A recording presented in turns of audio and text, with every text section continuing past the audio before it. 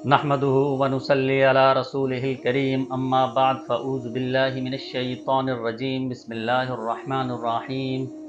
سامعین محترم، آج ہم آپ کے سامنے ایک حدیث مبارکہ کا ذکر کریں گے،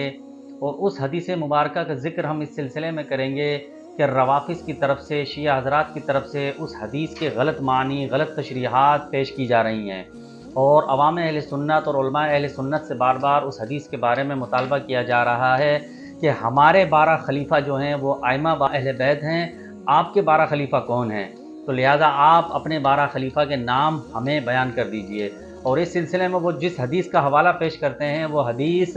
بخاری شریف کے اندر آئی ہے، اور سیاہ ستہ کی دیگر کتابوں میں، مسلم شریف میں اور ترمذی اور ابن ماجہ وغیرہ کے اندر، ابو داؤد وغیرہ میں اس حدیث کے طرق موجود ہیں۔ اور شیعہ حضرات کی خصال شیخ صدوق کے اندر شیخ صدوق ابن بابدیہ قمی نے بھی وہ سارے طرق جو ہیں حدیث کے جمع کیے ہیں اور لے کر آئے ہیں اپنی کتابوں میں۔ آج ہم آپ کے سامنے وہ ساری روایات جو حدیثوں میں آئی ہیں اور جتنے طریقوں سے وہ روایت آئی ہے ان سارے طریقوں کا احوال بیان کریں گے۔ سب سے پہلے میرا حوالہ ہے اس سلسلے میں بخاری شریف کا۔ بخاری شریف کے اندر کتاب الاحکام میں حدیث نمبر 7222 اور 7223 لے کر آئے ہیں، اور اس حدیث کے اندر وہ فرماتے ہیں، اس طریقے سے باب قائم کیا انہوں نے، امام بخاری نے،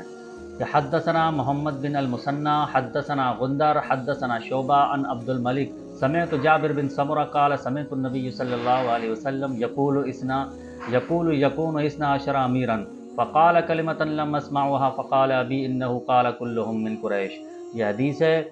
یہ اس کی سند ہے، اور جابر ابن سمرہ سے یہ حدیث آئی ہے۔ جابر ابن سمرہ فرماتے ہیں کہ نبی اکرم صلی اللہ علیہ وسلم نے ایک بات مجھے بیان فرمائی، یہ فرماتے ہوئے میں نے سنا، جابر ابن سمرہ فرماتے ہیں نبی اکرم صلی اللہ علیہ وسلم کو،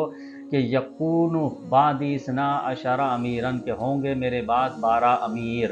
پھر آپ نے ایک بات ایسی فرمائی کہ جس کو میں نہیں سن سکا۔ جابر ابن سمرہ فرماتے ہیں میں اپنے والد کے ہمراہ تھا، تو میں نے اپنے والد سے پوچھا کہ نبی پاک صلی اللہ علیہ وسلم نے آخر میں کیا فرمایا؟ تو والد نے مجھے بتایا کہ نبی پاک صلی اللہ علیہ وسلم نے فرمایا کہ وہ سارے کے سارے جو خلفاء ہوں گے، یا امیر ہوں گے، یا حاکم وقت ہوں گے، یا رجل ہوں گے، یا ملک ہوں گے، وہ قریش سے ہوں گے، قریش قبیلے سے ان کا تعلق ہوگا، اور جب تک یہ قریش قبیلے کے 12 افراد پورے نہیں ہو جائیں گے تب تک یہ امت قائم اور دائم رہے گی، یہ امت زوال کا شکار نہیں ہوگی، یہ دین قائم اور دائم رہے گا۔ اس حوالے کی حدیثیں آگے اس سلسلے میں آ رہی ہیں۔ اسی طریقے سے مسلم شریف کے اندر کتاب الامارہ کا باب ہے، اور حدیث نمبر 1821 کے 4 طرق لے کر آئے ہیں، اور اس چاروں طرق کے اندر اثنا عشرہ رجلاً، اثنا عشرہ خلیفتاً، اثنا عشرہ خلیفتاً اور اثنا عشرہ خلیفتاً کے الفاظ آئے ہیں۔ تو کسی حدیث میں جابر بن سمرہ سے لفظ اثنا عشرہ رجلاً آیا، کسی حدیث میں جابر بن سمرہ سے لفظ اثنا عشرہ امیراً آیا، اور کسی طرق کے اندر اثنا عشرہ خلیفتاً آیا۔ اسی طریقے سے سنن ابی داؤد ہے، سنن ابی داؤد شریف کے اندر کتاب المہدی کا باب ہے، اس باب کے اندر حدیث نمبر 4269 4289 لے کر آئے، وہ 4289 اور 4280 کے اوپر وہ 2 روایتیں لے کر آئے۔ پہلی روایت صحیح قرار دیا اور دوسری روایت کو متفق علیہ قرار دیا، اور اس میں وہ لفظ لے کر آئے اثنا عشرہ خلیفتاً، دونوں روایتوں کے اندر اثنا عشرہ خلیفتاً۔ اسی طریقے سے ترمذی شریف کے اندر باب ما جاء فی الخلفاء، باب و ما جاء فی الخلفاء کے بارے میں حدیث نمبر 2374 لے کر آئے، اور اس حدیث کے بارے میں آپ نے فرمایا ھذا حدیث حسن صحیح، یہ حدیث صحیح ہے اور حسن درجے کی ہے۔ اور اس حدیث میں کیا فرمایا کہ یکون بعد اثنا عشرہ امیراً، کہ یکون اثنا عشرہ امیراً، کہ ہوں گے میرے بعد، نبی اکرم صلی اللہ علیہ وسلم نے فرمایا کہ 12 امیر۔ یہ تو وہ اہل سنت کی کتابوں کے حوالہ جات ہیں جو بخاری شریف، مسلم شریف، ابو داؤد شریف اور ترمذی شریف کے اندر موجود ہے، کہ اس روایت کے اندر کہیں جابر بن سمرہ یہ فرماتے ہیں، مختلف طریقوں سے یہ حدیث آئی ہے۔ کسی حدیث کے اندر جابر بن سمرہ رضی اللہ تعالیٰ عنہ، جو صحابی رسول ہیں، جلیل القدر صحابی ہیں، وہ فرماتے ہیں کہ نبی اکرم صلی اللہ علیہ وسلم نے فرمایا 12 امیر ہوں گے، 12 خلیفہ ہوں گے، 12 رجل ہوں گے۔ تو مختلف الفاظ اس حدیث کے اندر ملتے ہیں۔ اسی طریقے سے جب شیعہ حضرات کی ہم کتاب کو دیکھتے ہیں، خصال شیخ صدوق، خصال شیخ صدوق کے اندر ابن بابدیہ قمی، جو شیعہ حضرات کے یہاں معتبر اور مستند ترین عالم دین ہے، اور سیاہ اربع میں سے جو شیعہ حضرات کی جو 4 کتابیں ہیں سیاہ اربع، ان میں سے ایک کتاب کا مصنف ہے من لا یحضر الفقیہ، اسی ملا یحضر الفقی کے مصنف کی یہ لکھی ہوئی دوسری کتاب ہے جس کو خصال شیخ صدوق کہتے ہیں، شیخ صدوق کے نام سے جانی جاتی ہے، اس کو الخصال بھی کہتے ہیں اور خصال شیخ صدوق بھی کہتے ہیں۔ شیخ صدوق اپنی خصال کے اندر مختلف حدیثیں لے کر آئے، ایک باب قائم کیا اسنا عشرہ کے نام سے، ابواب اسنا عشر کے نام سے باب قائم کرتے ہیں، اور وہ اس کے اندر حدیث نمبر 12، حدیث نمبر 13، حدیث نمبر 14 اور حدیث نمبر 15 لے کر آئے، اور حدیث نمبر 15 لانے کے بعد آپ نے یہ بیان فرمایا کہ یکون بعد اسنا عشرہ امیراً، وہی حدیث لے کر آئے جو اہل سنت کی جابر بن سمرہ رضی اللہ تعالیٰ عنہ کے حوالے سے آئی ہے، اس میں جتنے بھی طرق آئیں اس اعتبار سے وہ مختلف طرق لے کر آئے، کسی طرق کے اندر امیراً کا لفظ ہے، اور اسی طریقے سے حدیث نمبر 16 لے کر آئے تو اس کے اندر یملک اسنا عشرہ خلیفتاً، اسی طریقے سے حدیث نمبر 17 کے اندر لا یزال ھذا الدین اسنا عشرہ خلیفتاً، کہ نہیں زائل ہوگا یہ دین کہ جب تک کہ 12 خلفاء ان میں نہ گزر جائیں۔ اسی طریقے سے حدیث نمبر 18 کے اندر لا تزال ھذہ الامۃ اثنا عشرہ خلیفتاً، یہ امت زائل نہیں ہوگی جب تک کہ ان میں 12 خلافتیں، 12 حکومتیں، 12 امارتیں، 12 بادشاہتیں اور 12 حاکم وقت جب تک 12 سربراہ نہ گزر جائیں، تو جب تک یہ امت زوال پذیر نہیں ہوگی، جب تک اس کو زوال نہیں آئے گا تب تک قائم اور دائم یہ امت رہے گی۔ اسی طریقے سے حدیث نمبر 19 کے اندر وہ لفظ لے کر آئے اسنا عشرہ ملکن او قال اسنا عشرہ خلیفن، دو روایتوں کو جوڑ کر انہوں نے ایک نتیجہ دیا کہ جابر بن سمرہ فرماتے ہیں کہ نبی اکرم صلی اللہ علیہ وسلم نے یا تو یہ فرمایا کہ اسنا عشرہ ملکن، کہ وہ 12 ملک ہوں گے، بادشاہ ہوں گے، او قال اسنا عشرہ خلیفتن، یا یہ فرمایا کہ وہ 12 خلیفہ ہوں گے۔ اسی طریقے سے حدیث نمبر 20 لے کر آئے، وہ حدیث نمبر 20 پر فرماتے ہیں یکون اسنا عشرہ امیراً، اب اس حدیث میں بھی لفظ امیراً کا ذکر آیا۔ اسی طریقے سے حدیث نمبر 21 کے اندر یکون بعد اسنا عشرہ امیراً، اسی طریقے سے پھر حدیث لے کر آئے حدیث نمبر 22، حدیث نمبر 22 کے اندر وہ فرماتے ہیں کہ لا یزال امر ھذہ الامۃ تملک اسنا عشرہ خلیفتن، کہ اس امت کا جو امر ہے وہ زائل نہیں ہوگا جب تک کہ مالک نہ ہو جائیں 12 خلیفہ ان کو، 12 خلفاء ان کے اوپر حکومت نہ کریں، جب تک یہ امت زائل نہیں ہوگی، یہ امت قائم اور دائم رہے گی، زوال پذیر نہیں ہوگی۔ اب اسی طریقے سے پھر حدیث نمبر 23 لائے، اس 23 نمبر حدیث کے اندر ھذا الدین الی اثنا عشرہ خلیفتن، لا یزال ھذا الدین الی اثنا عشرہ خلیفتن، کہ نہیں زائل ہوگا یہ دین جب تک 12 خلفاء ان میں پورے نہ ہو جائیں۔ اسی طریقے سے حدیث نمبر 24 لایا، اس میں یکون من بعد اثنا عشرہ امیراً، حدیث نمبر 25 کے اندر اثنا عشرہ خلیفتن، حدیث نمبر 26 کے اندر یکون بعد اثنا عشرہ خلیفتن، حدیث نمبر 27 کے اندر لا یزال امر الناس اثنا عشرہ رجلاً، اب یہاں الفاظ وہ خلیفتن نہیں لائے، امیراً نہیں لائے، ملکن نہیں لائے، رجلاً کے الفاظ لے کر آئے۔ اسی طریقے سے حدیث نمبر 28 لائے حتیٰ یکون اثنا عشرہ امیراً، اسی طریقے سے پھر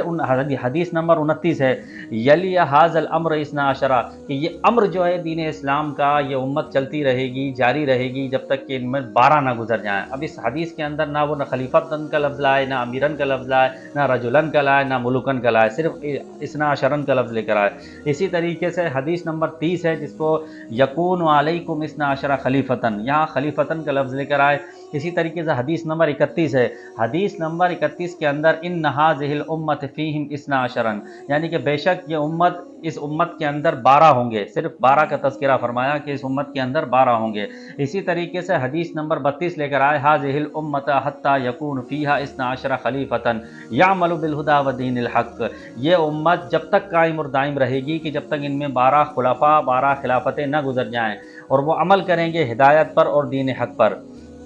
اب حدیث نمبر 33 کے اندر پھر وہ لے کر آئے یکون بعد اثنا عشرہ خلیفتن، کہ ہوں گے میرے بعد 12 خلیفہ۔ پھر حدیث نمبر 34 کے اوپر یکون بعد اثنا عشرہ خلیفتن ثم یکون الحرج، وہ لے کر آئے کہ میرے بعد 12 خلیفہ ہوں گے اور پھر اس کے بعد حرج ہوگا، یعنی کہ قتال ہوگا، قتل عام ہوگا۔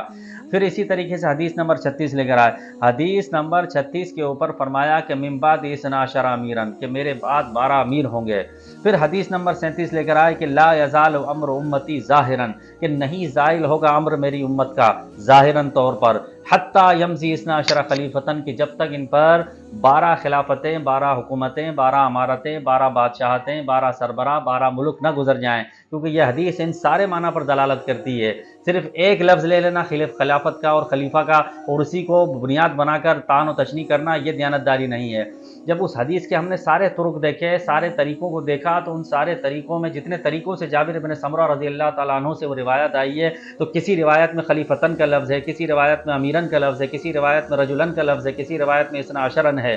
تو یہ بات کرنا صرف خلافت کے لیے یہ صحیح نہیں ہے. یہ حدیث امارت پر بھی دلالت کرتی ہے، خلافت پر بھی دلالت کرتی ہے، ملوکیت پر بھی دلالت کرتی ہے، اور اثنا عشر رجلن پر بھی دلالت کرتی ہے. اسی طریقے سے ایک اور حدیث ہے کہ حدیث نمبر 35 ہے، یہ قال فی الخلفاء ہم اثنا عشر، کہ ہوں گے اس میں 12 خلفاء. یہ حدیث 12 خلفاء پر دلالت کرتی ہے. ان ساری روایات کو جمع کرنے کے بعد ہم نے یہ نتیجہ نکالا کہ لفظ امیرن کا جو لفظ اس حدیث کے اندر آیا ہے خصال شیخ صدوق کے اندر، وہ 9 جگہ آیا ہے، اور خلیفتن کا لفظ 13 جگہ آیا ہے، اور ملکن کا لفظ 1 جگہ آیا ہے، اور رجلن کا بھی 1 جگہ آیا ہے. اسی طریقے سے جب یہ لفظ سارے ہم دیکھتے ہیں تو اس کے معنی حاکم کے ہیں، جانشین کے ہیں، بادشاہ کے ہیں، سربراہ کے ہیں، صاحب اقتدار کے ہیں، یہ سارے معنی مراد ہیں. اب یہ حدیث صرف خلافت پر دلالت نہیں کرتی، یہ حدیث جو ہے ملوکیت پر بھی دلالت کرتی ہے، امارت پر بھی دلالت کرتی ہے، خلافت پر بھی دلالت کرتی ہے، رجلن پر بھی دلالت کرتی ہے. اب اس حدیث مبارکہ کے اندر نبی اکرم صلی اللہ علیہ وسلم نے یہ کب فرمایا کہ وہ جو میرے بعد 12 خلیفہ ہوں گے، یا 12 رجل ہوں گے، یا 12 امیر ہوں گے، یا 12 حاکم وقت ہوں گے، یا 12 بادشاہ ہوں گے، کہ وہ میرے اہل بیت سے ہوں گے، یا صحابہ کرام میں سے ہوں گے، یا بنو امیہ میں سے ہوں گے، یا بنو عباس میں سے ہوں گے، یا بنو ہاشم میں سے ہوں گے، یا شیعوں میں سے ہوں گے، یا سنیوں میں سے ہوں گے. یہ کب فرمایا اس حدیث مبارکہ کے اندر؟ پھر اس حدیث کو کھینچ کے لے جانا اس طرف کہ ہمارے 12 خلیفہ تو وہ 12 ائمہ اہل بیت ہیں، آپ کے 12 خلیفہ کون ہیں؟ جب اس حدیث مبارکہ کے اندر اس قسم کی وضاحت موجود ہے ہی نہیں، جب کہ اس حدیث کے سارے طرق یہ بیان کر رہے ہیں کہ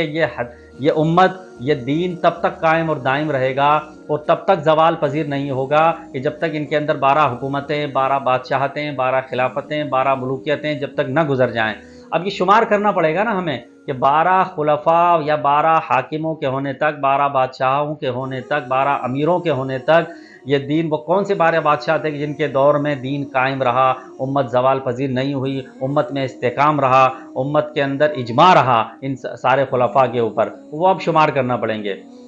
اس حدیث کے اندر واضح پیغام موجود ہے. نبی پاک صلی اللہ علیہ وسلم نے یہ نہیں فرمایا کہ وہ 12 امام ہی میرے 12 خلیفہ ہوں گے، یا امام حسن کی ذریت سے ہوں گے، یا امام حسین کی ذریت سے ہوں گے. اس حدیث میں اس بات کا ذکر ہی نہیں ہے. آپ نے ایک کرائٹیریا وضع کر دیا اس حدیث کے اندر کہ وہ 12 ہونے تک